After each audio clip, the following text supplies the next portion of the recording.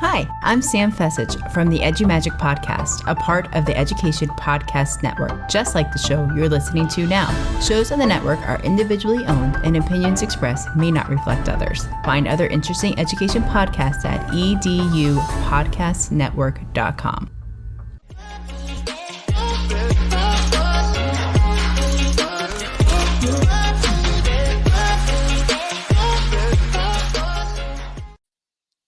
Hey, everybody, and welcome to My EdTech Life. Thank you so much for joining us on this beautiful, beautiful Saturday. I know it's a little rainy here. We're going to have a little bit of a thunderstorm action going on, but regardless, we are here. We're happy. Our heart is filled with joy, and our cup is also flowing. I've got my brain juice here, so we're ready to go, and we've got a great show today with the amazing and wonderful Amanda Macias, who is joining us today. And we're going to have a great conversation. You guys are going to get to know Amanda a little bit more as she's an instructional coach. She'll tell us a little bit about, how things are going in her area and in her schools and the way they were working. But we're also going to get into just some light conversation, as Amanda has been a longtime supporter of the show. And I'm just really excited that she's here and we get to know her a little bit more. And I encourage you, my PLF, make sure you look out for Amanda on Twitter, connect with her.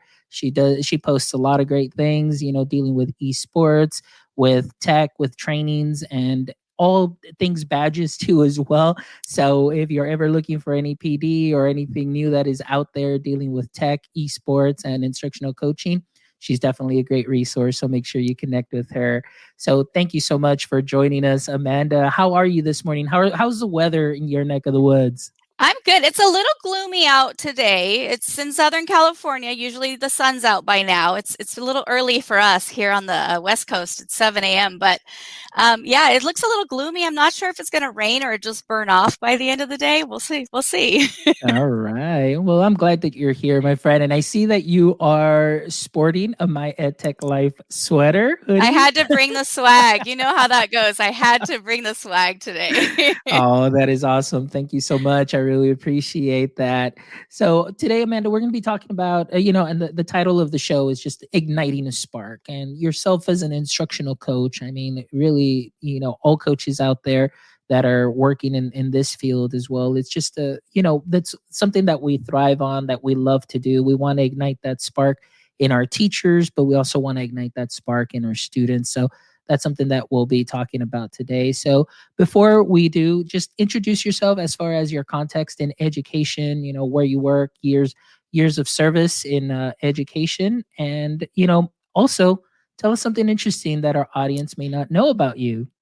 Awesome. Well, I am an instructional support coach with K through 5th grade currently in Southern California and Fontana. If anyone knows where San Bernardino area is, that's right about where we are. I have also worked in 2nd through 7th grade, so elementary and middle school experiences. And I just really love teaching and learning vicariously through our students. And so I kind of just really, really learn from them and go with the flow. I'm kind of one of those go with the flow type teachers.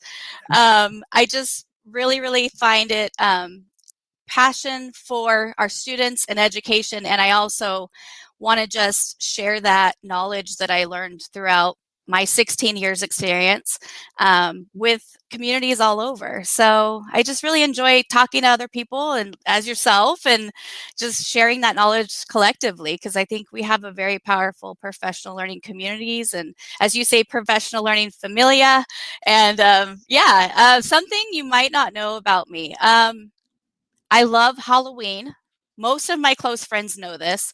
I'm a huge Halloween enthusiast. I like to break things and take them apart and make something new out of them. So we're always creating. We do a Halloween haunt at our home for our community every year. So that's kind of something out of the ordinary that you might not know.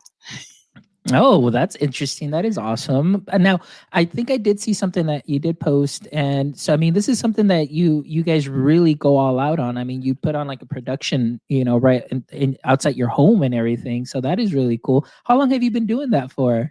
Oh my goodness. We have been here for 7 years now, and every year it gets bigger and bigger and bigger. We started out with the foam stuff and just throwing it in the yard and putting up, some lights and tombstones, and now it's a full-on production. Like, we go and learn from our community. We're part of Cal Haunts, which is a local organization here that we all learn from each other. We teach each other, and we just learn strategies from people who are actually in the haunt industry and make money off of it. So we kind of just have fun with Wow. it. And it's a year-long process. So Halloween is every day in our home.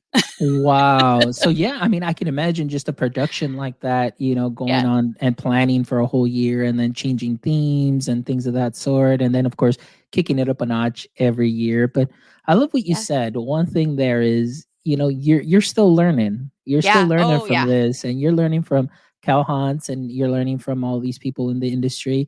And so it's like the learning never stops, does it? It doesn't. It totally crosses over between like work and life. It's just you find that creative passion and creativity within your life. And, I really love sharing ideas, like I said, with others. So it's fun.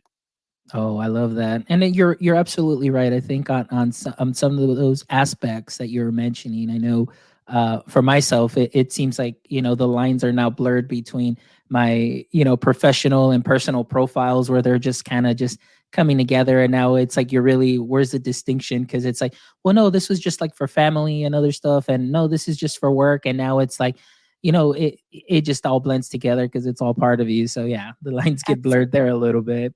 But that's great. That's something that you found that ignites your spark, with Absolutely. you and your husband. And I know your husband is also in the tech world, correct? Yeah, yeah. He does things on the he's kind of a real life Minecrafter. Mhm. He works for a construction company and he does their IT department. So I get to do real life Minecraft. That is awesome. That is Yeah. great. Wow. Well, yeah, you get to build stuff and you get to see all that and everything. So Yeah. that's great. Awesome. Well, I mean, I'm glad that you're here, and again, just the conversation. I'm really excited. I know we were talking a little bit about it backstage, just kind of seeing how you're doing, because I know you've just been back these last 2 weeks, as I've seen you post on on Twitter and everything. As like you said, my familia, my personal learning familia, I definitely always check up, see how they're doing, and cheering them on all the great things that they're doing. But I know you've been back for 2 weeks now, and so just tell us a little bit about how that's working out, and through your eyes, through your lens as an instructional coach. Yeah, instructional coaching, as I've known it, is kind of changed right now because we are going back. We've kind of switched over to just supporting the sites and what they need. And that could be anything from walking students to lunch and hanging out with them for a while, which I love because I get that kid time, right? I get that student interaction and having conversations with students. It could also be going in and supporting with assessing. So we are assessing here. We have to still finish those, standardized assessments that we have. I know. I see your face. I feel you. I feel you. But yeah, we're bringing them back. We have about 7 more weeks of school left, so hopefully we can continue to use our technologies and things as we're going that way. We are in 3 cohorts, so we're actually hybrid. So we have a few students that are coming on Mondays and Tuesdays. Everyone stays home Wednesdays, and then Thursdays and Fridays we have another cohort of students coming in, and we also have a cohort that's just staying home. So it's been still quite a challenge to transition from all distance learning into coming back with some students in person, some students still on the computer, some, trying to have that flexibility so that we're meeting with all of the needs for the students. But it's been interesting. I've been talking to a lot of students. That's kind of where where I've been. That's been keeping me there, and just having conversations with teachers about what they think is our next steps, what they really need has been good. But there are days where I'm running from 7 a.m. to 3:30 without taking a break, and then there's days where there's a little lull in that. So every day is new and different, just like before in teaching, but just in a different way. Yeah. And like you said, you just kind of go with the flow. And one thing that you said too is that, right now you're also wearing many hats, because Mhm. it's kind of like you're the Swiss Army knife of the organization, where Yeah. it's like, hey, what do you need me to be, or Yeah. what do you need me to do, and you can assist in those things. And I think, all hands on deck right now is pretty much for everybody at this very moment. But one thing that I really enjoyed that you said is, you've been talking to a lot of students. Mhm. So I mean, I think that that's great as far as the conversations, and as an instructional coach too as well, and as part of an administrative team, is just getting, like you said, getting some feedback from them, like, how are they doing, not just jumping in, but seeing how they're doing, coming back and adjusting. But what are some of the things that you're hearing from the students? They want to do one of two things: play video games and watch videos and like interact with content. I'm a huge proponent for Flipgrid. Anybody that knows me knows that Flipgrid is one of my back pocket tools. If I had to pick 3 tools, it would be Flipgrid, Wakelet, and Minecraft, and those are my 3. They want to talk, they want to have conversations, they want to interact with one another, not just those students that are on campus, but away as well, because they're kind of missing sometimes that interaction with each other and that community that they've built online. Um, they want to play video games. They're asking, can I play, Call of Duty? Can I play? I'm like, you guys ask, here's how you can ask your teacher if you can have a chit chat channel in, because we use Microsoft Teams. Have a chit chat channel in Microsoft Teams, as long as you guys are being responsible, with your languages and things like that. Maybe you can share your gamer tags, or maybe you can do that. They're always asking for my gamer tags and where they can find me and that kind of thing. So once they find out that you're a gamer and you're a teacher and educator, you kind of get those questions. But they want to play video games. They want to play like at school, like with physical things too, not just video games all the time, but they want to play on the jungle gym things that are there on the Yeah. campus. They want to run around, they want to dance. Um, and that's across the board, like from the small kindergartners all the way up to the 5th graders that I serve. But yeah, they want to have some fun time to play. I even my little budding artists, they want to do pixel art, and they want to learn how to draw and do different things. So we've had talks about anime and how you can have those careers, and it's a possibility. If you're a gamer, what do you want to do? What do you want to accomplish? What kind of goals do you want to set for yourself? So start thinking about those things, because as you said, I'm a big proponent of Oh, esports.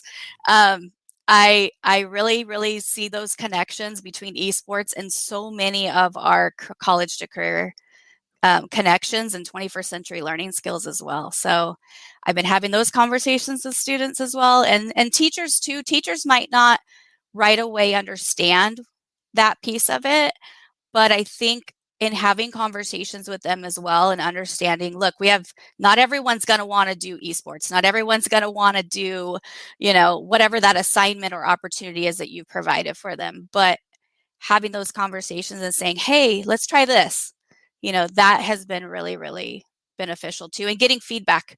Not only that, but me going in and being vulnerable and virtually supporting, or in person supporting, if that be the smaller students.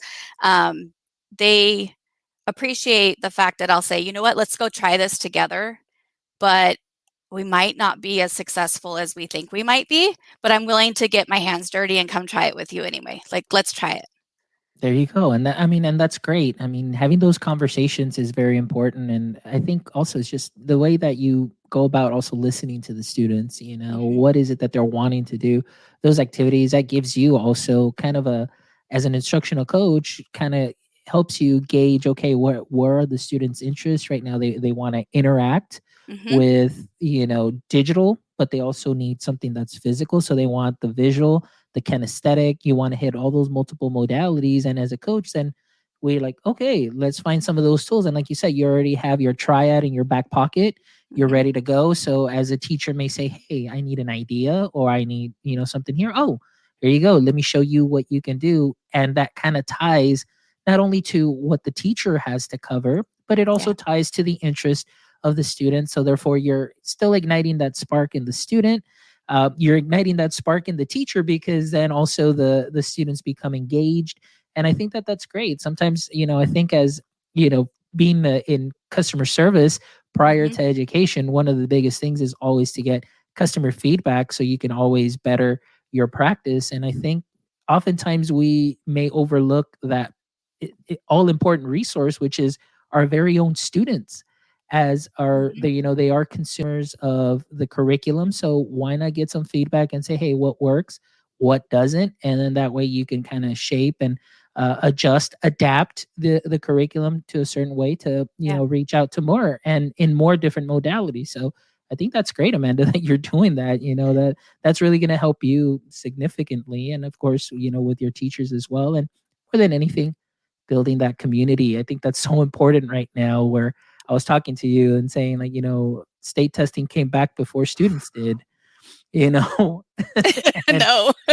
and Ugh. that's just the reality of it, in a lot of places. Yeah. And those are the comments that I see in my Twitter family and everything. How can state testing come back before students came back full on, and now you're getting students just to come to school, just to take this test, and then go back. And it's just one of those things. But anyway, we do what we can, and hopefully, this will definitely help us learn as a whole, how education landscape has changed, and make some very all important decisions, and hopefully for the betterment of our teachers, for our students more than anything. Because I think, like we were talking earlier, one of the things, and I love that you said this, because I never had this different perspective, but I'll let you kind of expand that a little bit more. We were talking about the term learning loss. Ugh.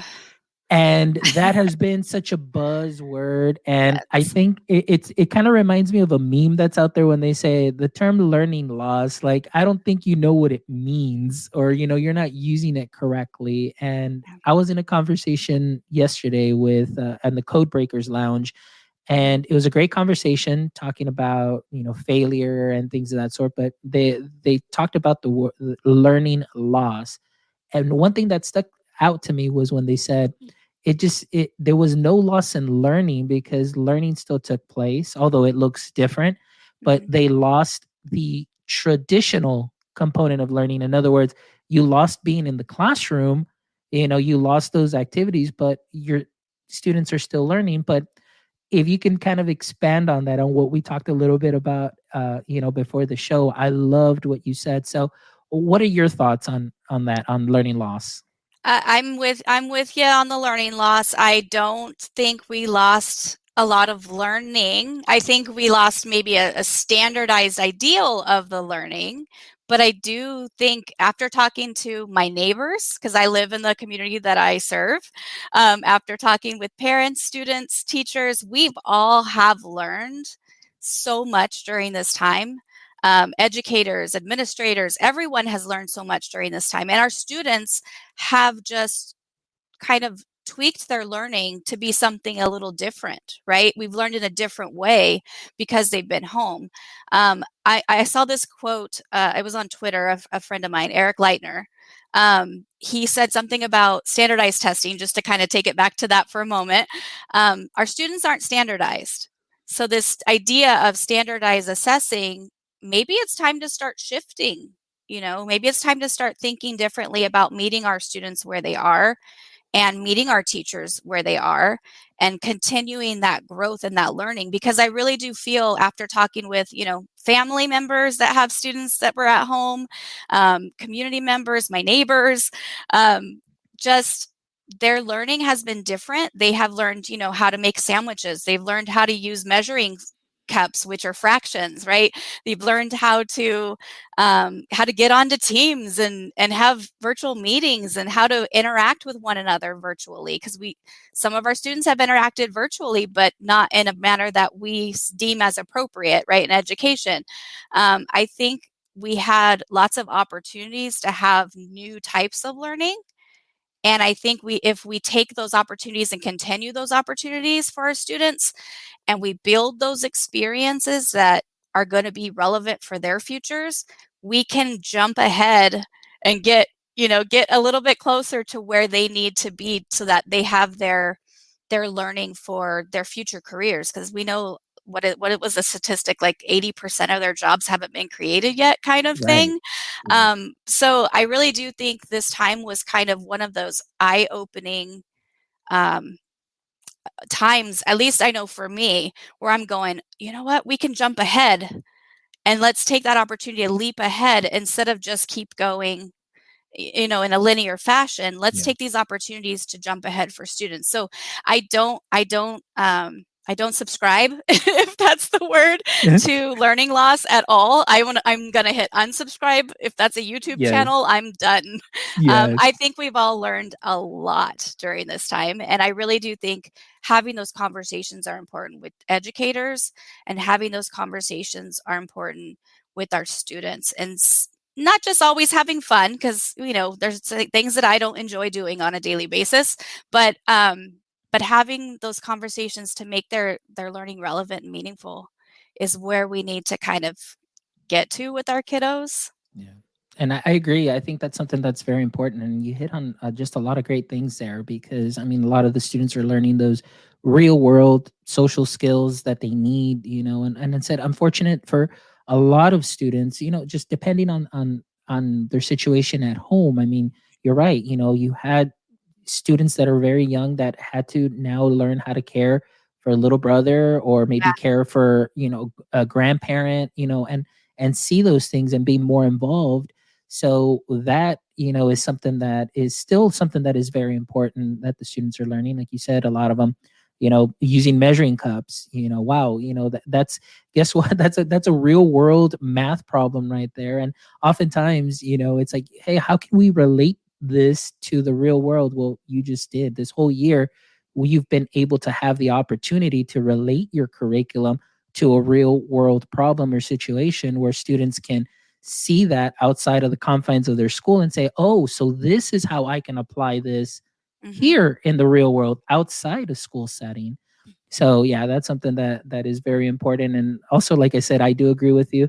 I do unsubscribe, or have unsubscribed to that term, learning loss, because yeah, the learning still kept going.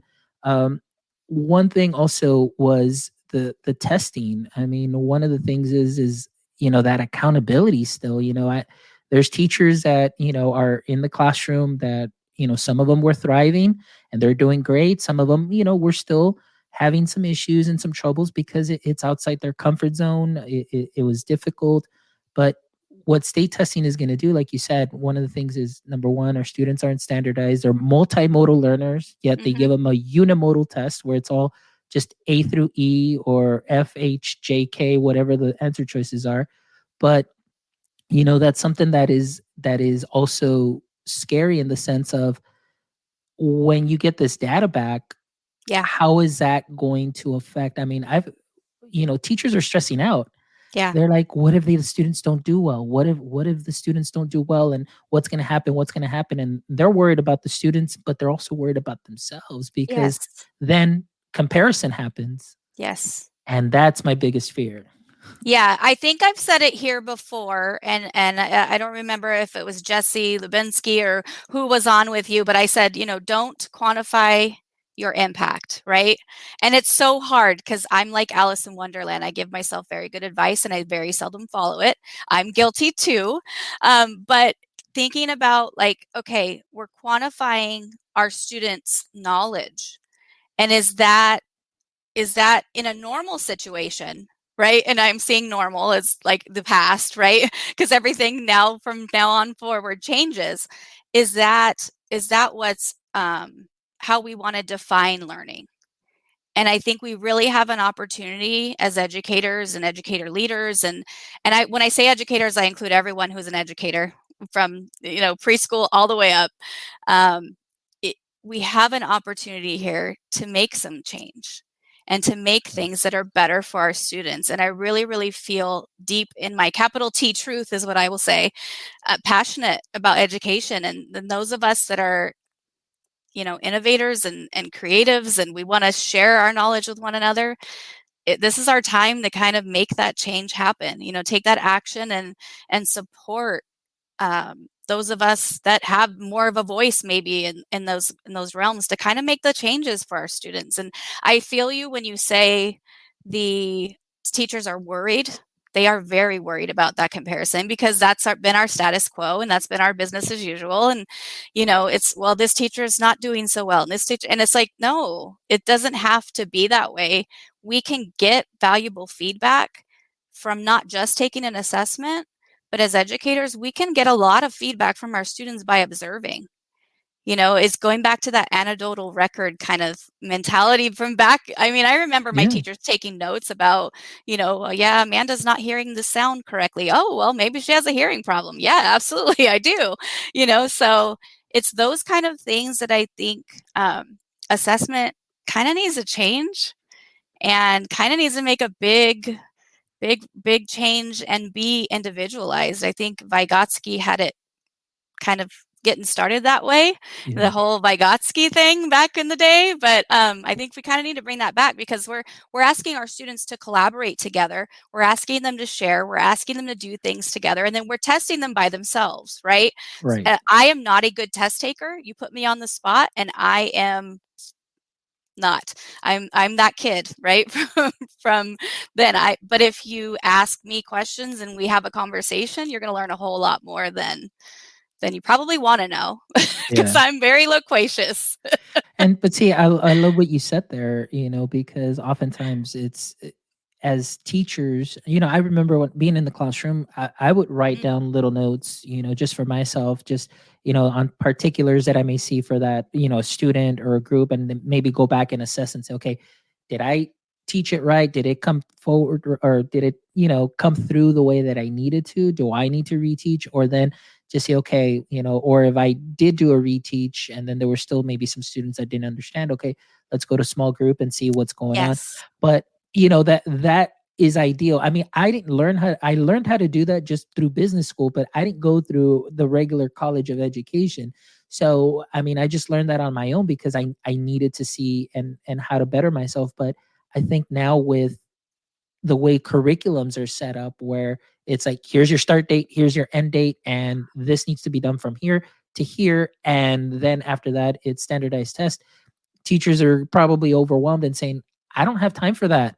I just need to go straight through and do what I need to do because again, it all comes back to how did they do?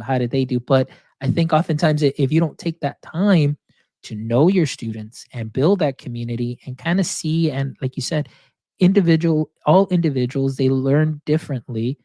You would probably have an easier time as you go through the year because you would be able to know and say, okay, I'm doing this activity, but here's how I can do a little additional spin to it for this group and try and hit everybody in the way that they learn. And I know we often advocate student voice, student voice. But we don't practice it. A lot of teachers don't. And I love that you said, a learning artifact. I've been, a big proponent of learning artifacts. Yes. Whether it's my last years in the classroom, it was very seldom that I would give a test. I would rather give a project and assess learning, and they would work in groups. And you're able to see, that group collaboration. You're able to see an actual artifact, whether it was a slideshow, whether it was a video, whether it was a poster. But to me, what was most important was the explanation and saying, okay, this student learned and actually internalized the concept and not just memorized the fact, Absolutely. So that's something that's important. Yeah, I agree 100%. And I'll go back to your thing about curriculum. Because again, I'm one to kind of break rules sometimes. I would use the curriculum as a guide. It was never, when I was in the classroom, it was never like, for lack of a better term, the Bible of teaching.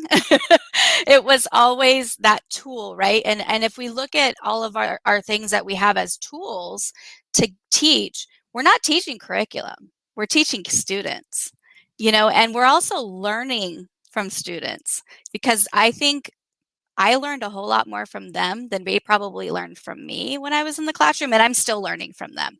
It's that constant cycle of look, they're kind of my teacher and they're kind of my learners. And again, the same idea that you had with the project-based kind of learning and the end product sort of thing, the summative assessment type piece.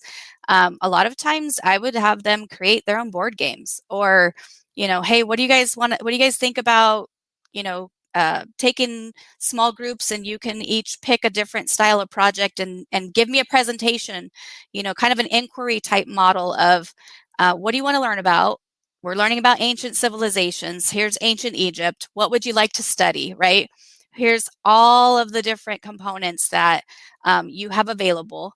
Come give me a proposal and tell me what you would like to do. Now, it's harder to do with the younger students right away, but you kind of scaffold that, right, along the way. And you take that inquiry process. And Trevor McKenzie is huge on the inquiry process. He's one of my favorite people to follow and to look at. He's got some great posters that you can look on his website and see. And he just he changed my mind when I was thinking about the way that I've always taught. I never knew there was necessarily a label for the way I taught. I just kind of organically flew with what my students needed. And don't underestimate the value of, how you give students those interest surveys at the beginning of the year.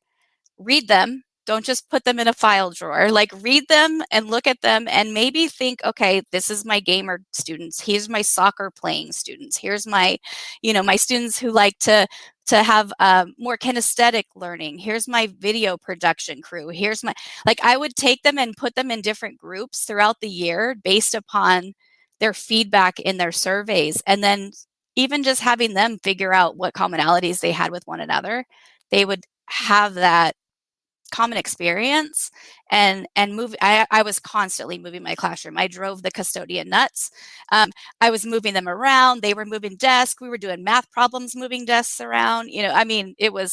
We were constantly on the move. And that's one thing that distance learning was really a challenge with was, getting our students to get up and move and getting ourselves away from this device long enough to get up and move and do the things that we needed to do too. But yeah, just ideas again.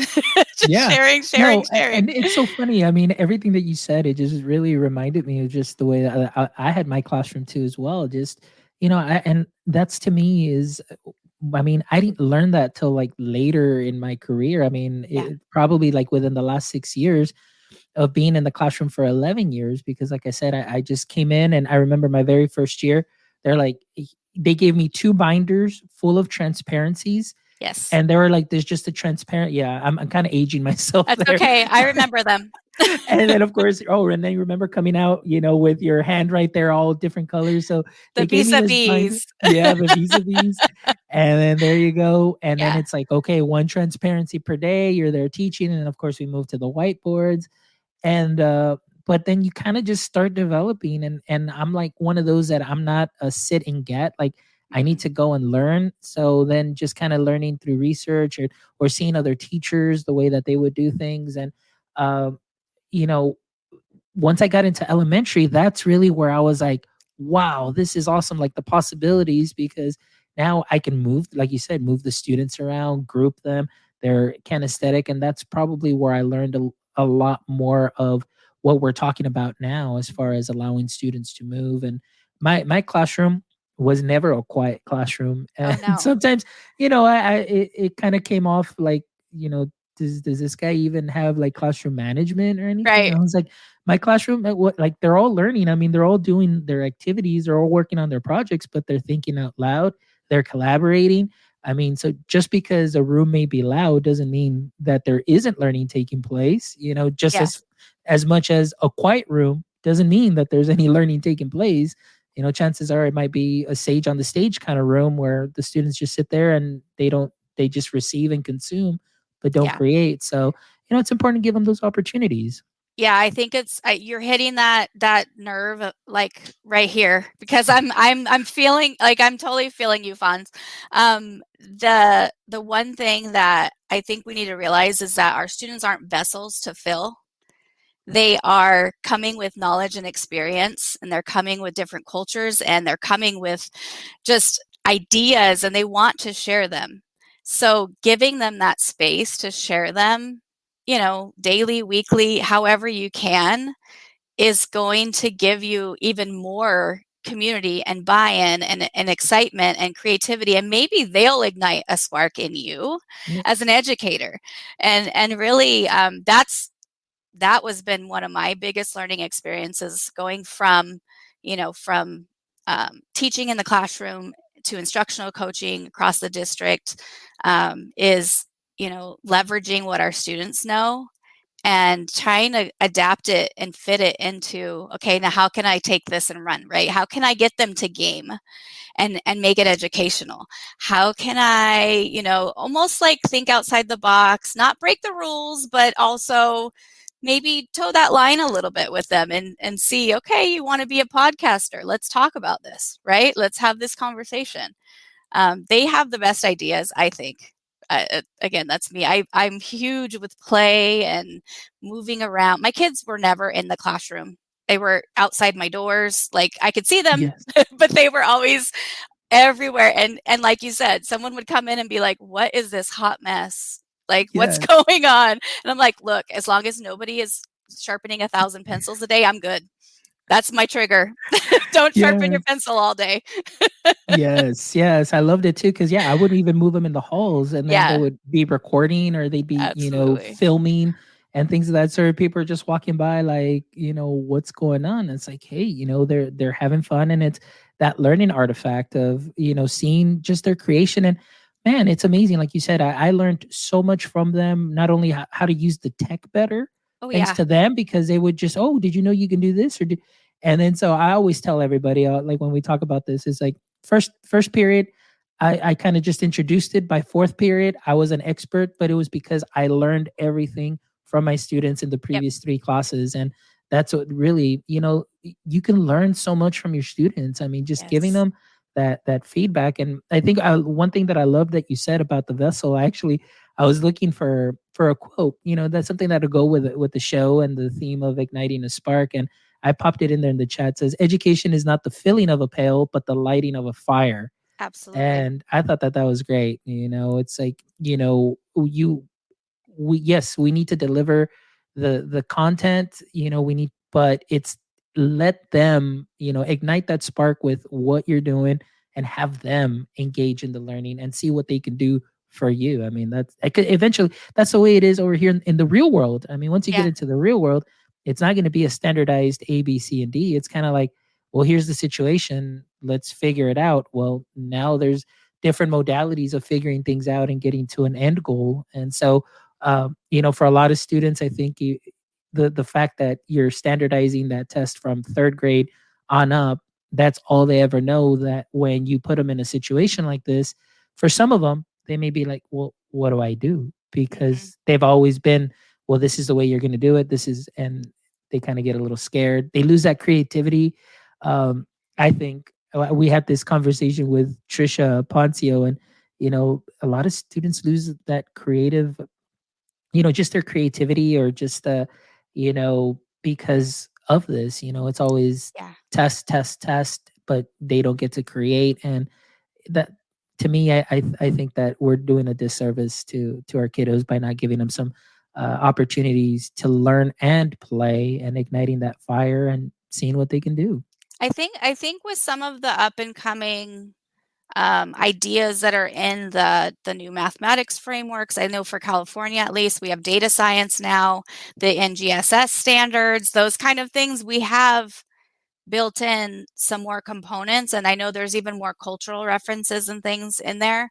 And especially with the history and social science frameworks, for at least for California, we have a lot of new learning to happen, but it's just at a kind of slow down pace right now, because we don't want to overwhelm with all of the new learning that we have. We don't want it just to go in and not come back out and be a practice. So it's kind of that delicate balance, between teaching and learning, and getting our teachers to just feel comfortable to say, I don't know. And it's just that simple thing of, there's been times when students will ask me a question and they'll say, what about this? And I might know a little bit about it, but I kind of reserved about it. And I say, not quite sure, but if you would like to give a presentation on that. And 3 days later, they came back and they're like, we're ready. Here's the marker, go up to the board. Like however you want to do it, and they're running around the room grabbing things to demonstrate and model, and the kids are just glued to them. And I'm like, well, day 3, my job's done, and that was day 3 of the classroom reality, so just being able to say, I don't know, I've never heard that experience before, or that's interesting, tell me more. Having those conversations, I think, are just valuable. And I keep coming back to that, but I think it's really an integral part of not just turning the pages and going through the motions and why are we learning this fraction method or whatever you're doing. And I always go back to math because that's my brain. But yeah, just having those conversations with one another and with your students and learning. Think like it's relationships. That's what it is. It's having those relationships, building that community.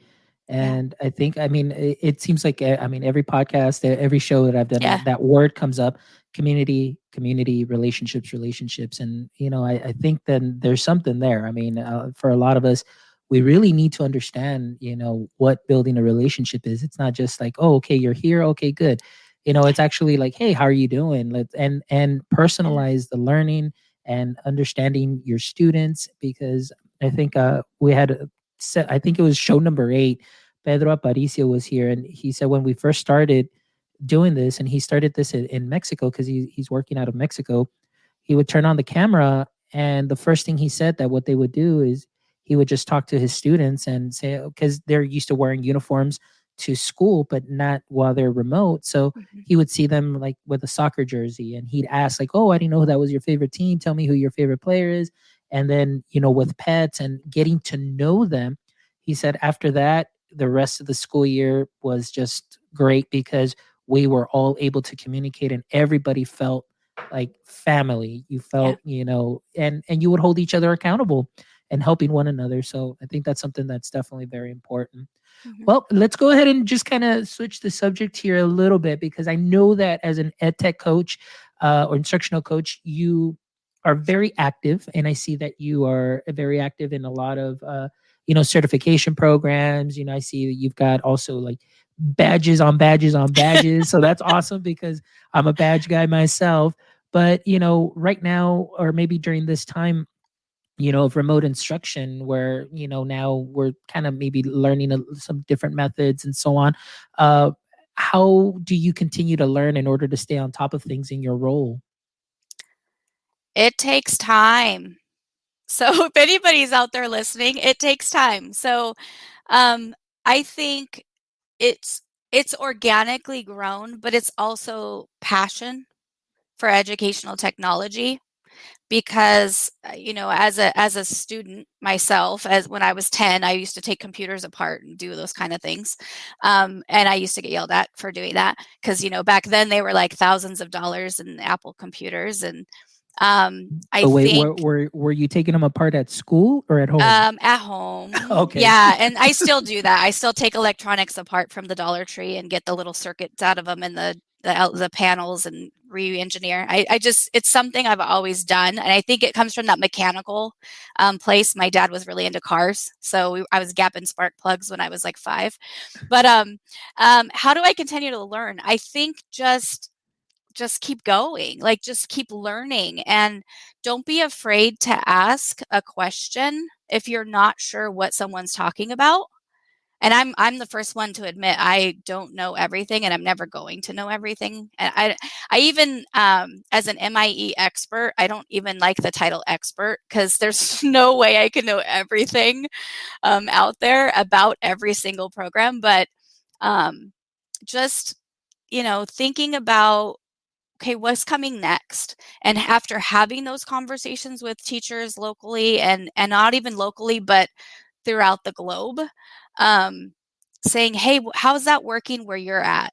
Right. And asking questions and then getting some feedback from there. Okay, well, how's that working where you're at? Well, we do this. Okay. So always just keeping up to the next thing, the next idea. Sometimes what we think is the next idea, someone's already done. And so it's on to the next idea and the next idea and the next idea. And I think some people are just chasing those ideas all the way through. And I'm one of those people that I go turtle power. I'm very slow. I'm a slow reader. I probably have 15 books that I'm reading at once because I'll get bored with one and I'll switch to the other. But I think really, as long as you're going at a pace that works for you, even if it's turtle speed, it's okay to just keep going. But then it's also okay to have that work-life balance because, like today, I told my husband, I need to get out of the house. Let's go to the living desert. Like, let's go do something, other than I'm still learning, right? I'm learning about animals because I love animals. But let's do something that's, fun. I know fun is kind of like the negative word sometimes, but continue to learn just about different things. And if you learn one new thing every day, you've got 365, sometimes 366 new learning opportunities. You expand that beyond however old you are and you keep learning. But ideally, we're all trying to get kind of to the center of our own labyrinth. And you might not get to that center of that labyrinth before the end of, your time on this planet, at least. And you just keep going. If sometimes you have to go a little bit quicker, sometimes you have to go really slow. I'm the one I'm a proponent of slow learning is kind of like absorbing and thinking. And, I'm a really deep thinker when I start getting into learning. And so not only do I have to read something probably 3 or 4 times before I get it, I have to make notes and I have to mark up texts and I have to maybe listen to it, a few times too, not just read it. But I think the more that you learn, the more you just grow your brain, and we can all learn more from each other because I can't know everything that you know, Fonz, and you probably can't know everything that I know. And so if we can collectively share that knowledge and be kind of experts in our own right, we can make the world a better place. And I think that's where our kids are going. I know they're going that way. And we kind of have to, at some point, give the learning over to them. Yeah, I agree. I think that's just a great thing that you just said there at the end, that you need to give the learning or turn the learning over to them at some point, because again, it just makes things a little bit easier. I mean, I don't know. I think we're having one of those conversations too in one of the programs that I'm doing, and they're saying, okay, why do people do what they do? A lot of times, they're steered towards certain directions, either through a school counselor or maybe maybe they had a bad experience with a teacher that said, well, no, this isn't for you, and so on. But there was something that they were passionate about and so on. But what's the matter with turning over that learning to the students, and then they can go ahead and engage in their own learning and follow their own path and follow that one thing that they're passionate about and just continue to move forward and maybe be the next big thing within that area. And I think a lot of times the testing kind of puts students into these boxes that they kind of feel like, oh, this is me, I'm confined to this, and this is the only thing I could ever do. And I'm not a big fan of that. It's just kind of like you. It's like I like to free flow. Like I'll go from one thing to another because I always want to learn something new because it keeps my brain active. It's a form of me to relax and de-stress, even though I'm still using my brain, but it's something I'm following, something that I'm passionate about that I know later on I can share with somebody, and so like you said, sharing that knowledge collectively. I mean, that's just something that's amazing there too. And there's that power in video games. I don't think people realize how much. I'm sorry, I'm bringing it back to video games. Yes, my Jane McGonigal book is right behind me. It sits there. Reality is broken. Like, that is my gaming, just inspirational person. And just, you can learn so much by playing video games. And I'm not just talking survival mode and Fortnite and things like that, because I like to play games like Tetris. I will never win Tetris. Tetris is one of those games that you can never win, but I love playing Tetris. I can keep going forever. I love playing retro video games that are side-scrolling type games. The three-dimensional things, which I know we're starting to go that way, and more people are getting deeper into VR and AR and things like that, is it makes me motion sick, so I have to limit the amounts that I'm on. But video games really, as learning tools and for learning, have this exponential ability to teach our students in ways that they can relate to, and yet we don't have to teach a lot of those maybe soft skills or just real life skills that we've been talking about. Maybe they can go into Mario and learn how power up, and maybe you power up in a different way in real life. Maybe you go work out, maybe you go change your diet, maybe you do different things. And what we can learn from video games is just powerful. And like I said, we had Chris Aviles, we had Jesse Lubinsky here also. Yeah. We were talking about esports and just the community that is built through there. It's a home for many students that they may not be into band, they may not be into sports, actual sports, but man, can they do esports? And that is something that right now is thriving. And I think that even most of the students, I think a lot of teachers figured out quite quickly who their gamers were in class, because they were able to help troubleshoot some of the tech and be able, it was like second nature to them that they were there with meetings and helping teachers out. But I think a lot of the job skills there's a lot of skills there that you can gain.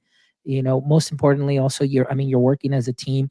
If you check out that episode with Chris Aviles, that he really dives in deeper, he talks about even they work out, they do special diets, and follow, because it's like you're actually training, you're an athlete. Your brain has to be functioning 100%. Your motor skills, you've got the mouse, you've got the keyboard, you've got your visual, kinesthetic, you're doing all of this, and it really, really is a sport. I don't care what anybody says. It's like, oh, it's a video game. No, it's not. It goes way more than that. Way more. Yeah. And so I've been trying to get Amon Green, on the show, but he's a very hard guy to get a hold of. And, I message him on Instagram, and you're like, hey, I just want him to share a little bit about esports at the college level. So if there's anybody out there that's listening, though, that may not be Amon Green, but, is at a college level, maybe a coach or anything, please feel free to reach out, because I would love to do a show. Or Amanda, if you know anybody, we would love to have them on just to talk about, esports in higher ed, and how that, built up from maybe high school, and now how those students are thriving in an industry, because it's not just about playing video games, like Jesse Lubinsky and Chris Aviles said. You've got people that are learning marketing, the business aspect, the journaling, you're kind of like the historian, but you're also, you're writing down, you're doing your write-ups, you're scheduling, you're learning coaching skills, you're learning these skills that are really, so highly solicited in the workplace right now. And so it goes beyond just that game. I think if I were to go back and be part of the esports, like right now, if I were to start from the beginning, and esports were around when I was an educator, I really think I would be a shoutcaster, because I love to talk, obviously, and I really just love sharing, excitement with people. And so I was thinking about that the other day. But education too. You've got education, like you said, you have business marketing, you have the planning, you have the management team, you have the coaches, you have, there's so many roles that are in esports, which I didn't understand until probably about 5 years ago, when I walked into the local LA County Fair, and there's a hall full of people sitting in gaming chairs, not unlike mine, doing these thing that called esports, that I was like, what are they doing? Why don't they just go play the games themselves? Right. I had this feeling of, okay, somebody here needs to explain this to me. And I pulled somebody aside and I just said, to explain this to me. Why are you doing this? And what is this? Because when I was a kid, we had, Nintendo, I think was the one where you went to the mall and you had a Sega challenge or a Nintendo challenge, or I grew up in the arcades. And so it was like, yeah, we did this to get your score on the tally board, your 3 letters up there. But yeah, really, it didn't click until I had that conversation and I pulled someone aside and I was like, wait, what? You guys are making what? How is this happening?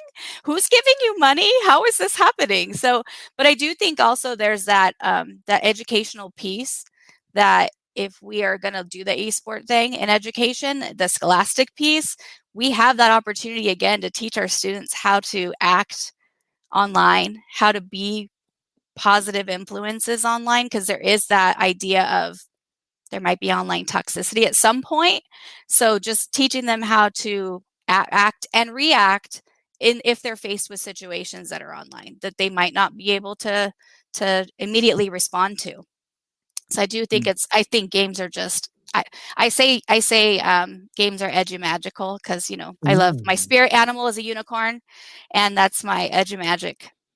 I love that. They are. And I mean, we've hit on so many things. I think we're going to have to do a part 2, so we can talk a little bit more about esports and things of that sort. And, but again, also, if you know anybody, Amanda, I would love that's involved in higher ed, because I really want them to talk about this, and maybe we can have a little panel, have you back on, have them, and just have a great conversation about esports. And so last question before we wrap up here, what is your number one takeaway from this conversation? Oh my goodness. There are other people besides me out there, as like yourself, that believe that we teach kids. We're there to inspire one another, and we're there to inspire our students and our futures and their learning experiences. Awesome. Well, I'm really excited for you to be here. It was a great way to start my morning. And I know for a lot of our listeners and those that will be rewatching or re-listening to this show, I mean, they're going to get just a great conversation, just a lot of excitement. And Amanda, thank you so much for being here with us this morning. I know it's very early for you over there in California with the time zones and everything, but I do appreciate you taking the time out of your day to be here and just have this conversation. And like I said, just loving that we love education. We are trying our best to just, again, ignite that spark, just like you said, igniting the spark in the teachers, in the students. So I appreciate you being here, and everybody else that is watching or is going to be rewatching later, please, visit our website at myedtech.life, myedtech.life. You can check out the rest of the episodes. This will be episode 57. So I'm really excited about that. But check out the rest of the episodes. Check out our merch. Drop us a review, guys. We'd love that. We've had some good reviews coming in lately that I've been sharing on Twitter. Follow us on Twitter at myedtechlife. Make sure that you follow Amanda also on Twitter. There you go. It's Amanda Macias.